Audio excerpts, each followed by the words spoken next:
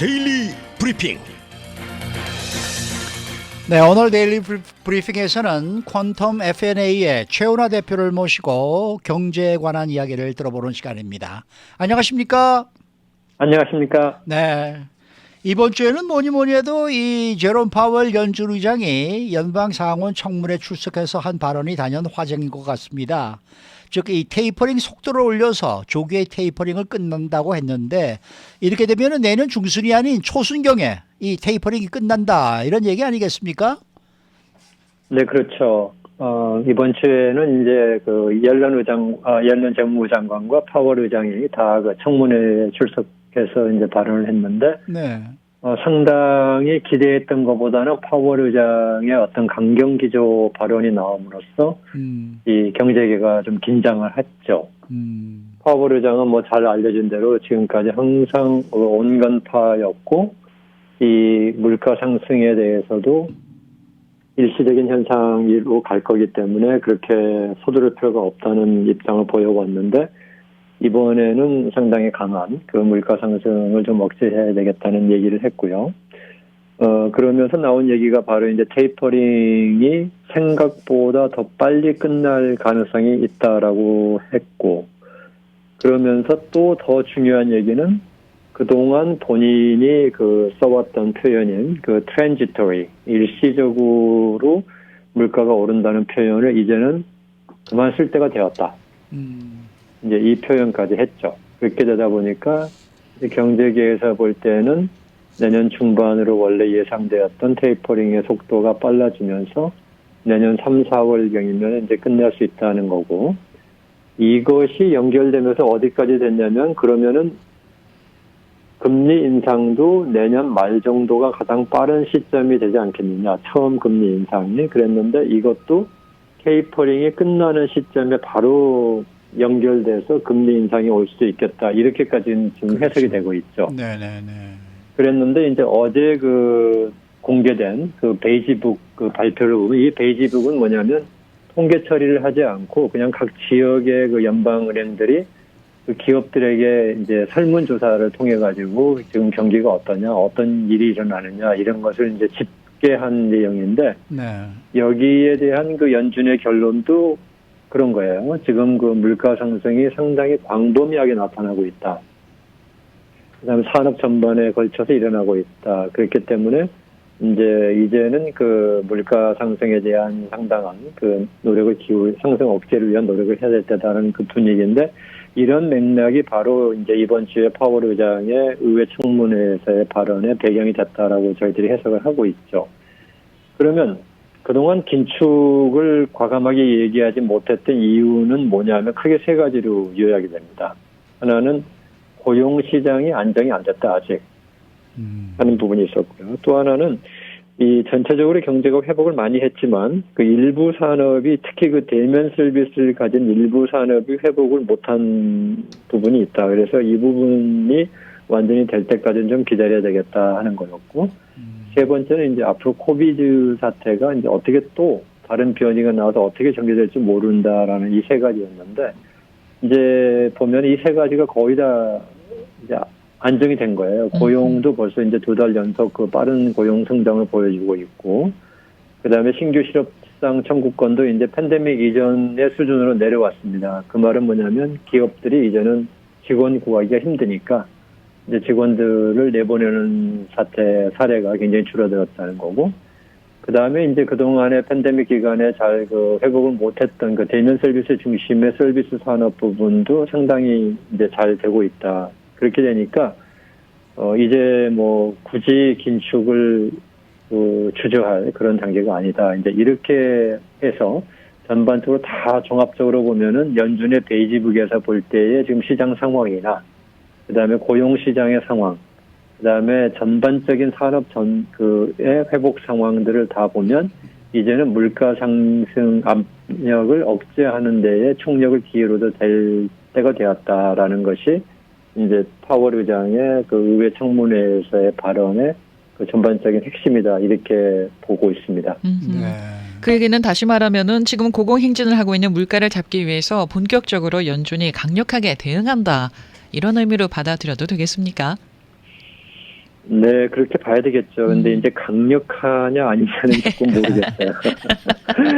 왜냐면 지금 그 고용 성장이 이제 본격화했고, 이제 대면 서비스 부문도 많이 회복했다고 말씀을 드렸습니다만은 아직 경제가 과연 이렇게 잘 갈 수 있느냐 하는 데 대해서는 지금 그렇게 자신하지는 못해요. 첫째는 그 뭐가 있냐면 벌써 물가 상승이 오면서 어떤 현상이 일어나고 있냐면은 판매량이, 그러니까는 산업에서의 판매량이 줄어들고 있습니다. 지난달에 소매 판매가 그 1.7% 성장했다고 나와 있지만, 네. 그 소매 판매의 통계를 잡을 때는 어떻게 잡냐면은 물가 상승 비율을 빼질 않아요. 그러니까는 같은 1,000개의 물건을 팔았는데 그 전 달에 1불에 팔아서 1,000불이었다 그러면은 그 다음 달에 1불 20전이 돼가지고 1,000개 팔면 1,200불이 되는데, 예. 1,200불을 소매 판매 증가로 통계를 잡습니다. 그냥 소매 판매 네. 계산을 할 때는. 네.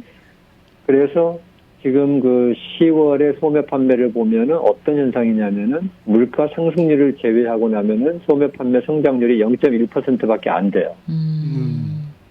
그러니까 그 말은 경제가 저희들이 말하는 시장 경제, 즉 정부가 관여하지 않고 이제 그냥 시장에 맡겨 놓는 경우에 자율적으로 가격에 의해서 그 수요와 공급이 조정된다라고 하는 그 원리를 비춰보면은 지금 이미 물가 상승으로 인해서 소비가 줄어들기 시작한다라고 볼 수 있습니다. 그런데 이런 상황에서 만약에 물가를 잡기 위해서 연준에서 강력하게 조치를 취하면은 그렇지 않아도 꺼져가는 소비에다가 아주 큰 그 찬물을 끼얹는 현상이 될 수도 있어요.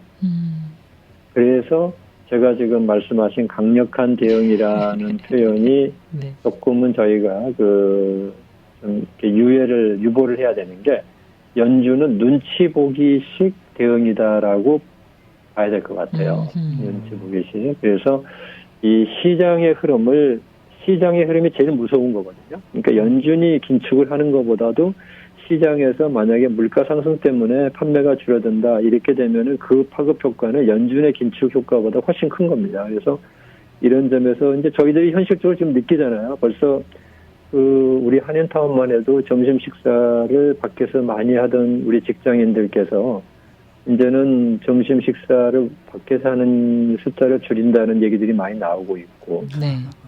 네, 그 다음에 벌써 이제 자동차 타는 것만 해도 전에만큼 자유롭게 이렇게 이동을 하지 않고 어떻게든지 좀 줄여서 하려고 하는 그런 노력도 나오고, 이런 게 다 시장의 가격 조정 기능이거든요. 가격이 이제 조정해주는 기능인데, 네.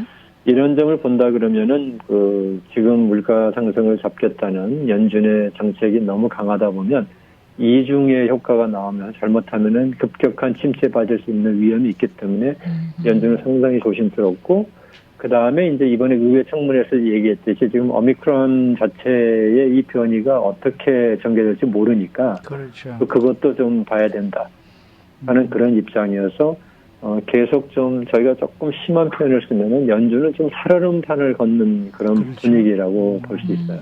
네, 그런 정도가 지금의 그 분위기다 이렇게 설명할 수 있겠습니다. 근데 이렇게 테이퍼링을 예상보다 좀 예정했던 것보다 조기에 끝을 내고 또 금리 인상에 곧 들어간다 이렇게 되면은 경기 침체 가능성도 있지 않겠습니까? 그렇죠. 그래서 인플레이션을 걱정하는 그런 분들에게 인플레이션을 잡는 방법이 뭐냐 그러면 경기 침체다 그러면 상당히 심한 얘기라고 생각들 하시는 분들이 많은 것 같은데, 결국은 물가 상승은 경기가 하락하면서 해결이 되는 거거든요.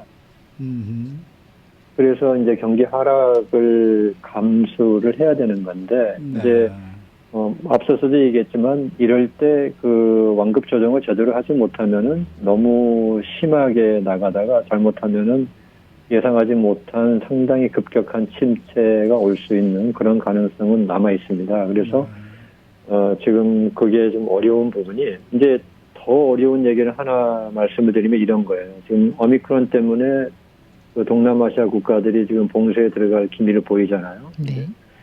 근데 이런 국가들이 들어가면은 만약에 봉쇄 조치를 하거나 제한적인 그 일부 폐쇄 같은 경우를 한다 그러면은 지금 공급 부족으로 인한 그 물가 상승 압력도 꽤 있는 편인데 지금 이쪽 국가들이 또다시 봉쇄에 들어가거나 봉쇄가 확대된다 그러면은 공급 부족이 더 심해지거든요.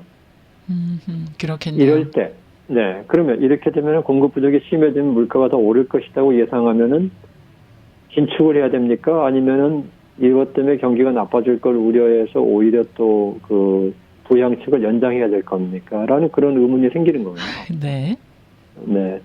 물가가 오를 것 같으니까 공급이 부족해서 물가가 오를 것 같으니까 그럼 수요를 줄이면 되는 거 아니에요? 해서 긴축을 하겠다 그러면은 침체예요. 그렇죠. 네. 그런데 그렇지 않고 공급이 부족하니까 어려울 것 같으니까 여기다가 부양책을 연장해야 되겠다면 어떻게 되죠? 물가 상승이 더 심해지는 거죠. 그렇죠. 네네. 그만큼 이 경제 정책이라는 게 어려운 어렵습니다. 겁니다. 이 경제 정책이 절대 쉽지가 않아요. 그래서 지금 그 계속 얘기하지만 연준은 이렇게 하지도 못하고 저렇게 하지도 못하는 아주 어려운 상황이 있는데 여기에 지금 이제 오미크론 현상이 어떻게 전개될 것이냐까지 지금 등장해 있으니까 이제 이런 부분까지 감안해서 가야 돼서 지금은 하루하루가 정책이 어떻게 될 것인가를 사실 보기가 이렇게 변화가 있을 수 있는 그런 가능성이 있는 시점이다. 이렇게 이해를 하시면 될 것 같습니다. 네네. 지금 최근에 나온 소식을 보면은 오미크론이 그렇게 치명적이지는 않다. 이런 소식들이 좀 나와요. 그렇게 되면은 그 봉쇄하려고 했던 그런 계획들이 좀 봉쇄 해제를 좀 빨리 한다거나 봉쇄를 하지 않게 되거나 좀 이런 현상도 좀 기대가 되는데 어떻습니까? 그렇죠. 지금 그 아주 중요하신 말씀을 해주셨는데, 네. 첫째는 가장 중요한 건 오미크론에 대해서는 그 CDC건 뭐 WHO건 다 똑같이 하는 얘기죠. 아직 결론을 내리기는 너무 빠르다. 우리가 가지고 있는 자료가 지금 충분한 결론을 내릴 수 있는 상태가 아니다. 이 점을 저희가 확실히 이해를 하고 있어야 되고요. 네.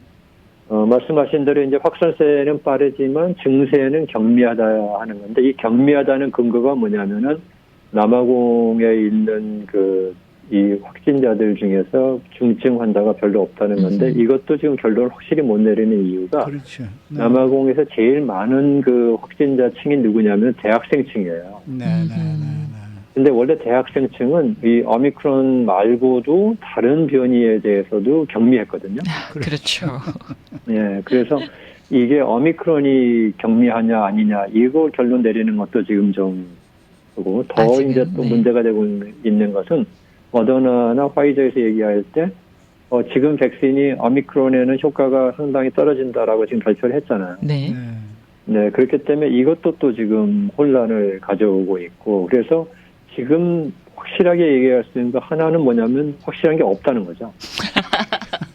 네, 확실한 게 없고. 없습니다. 네. 네네. 단지 이제 그 진화 생물학 쪽에서 얘기할 때는 항상 이 바이러스도 자기들의 그 종의 저걸 이렇게 확장과 안정을 찾아야 되기 때문에 너무 치명적으로 돼버리면 확산세가 느려진다 하는 이제 진화 생물학에서의 그런 이론이 정설이기 때문에 이런 기대를 해보는 건데 그래서 지금 현재 단계에서는 이 오미크론에 대해서 저희가 너무 성급한 결론 이렇게 하는 것은 그냥 추측성 얘기에 될 가능성이 많고 이제 기대하는 것은 그동안의 변이가 모두 2달 만에 다 진정이 되었어요. 어떤 이유가 됐든 간에 네. 백신 보급이건 뭐건 간에 그래서 이번에 오미크론도 그렇게 될 것으로 기대를 많이 하고 있고 그다음에 모더나나 이제 화이저가 여기에 대응한 또 그 효과가 있는 백신을 개발을 지금 100일 정도만 하겠다고 그러니까 네.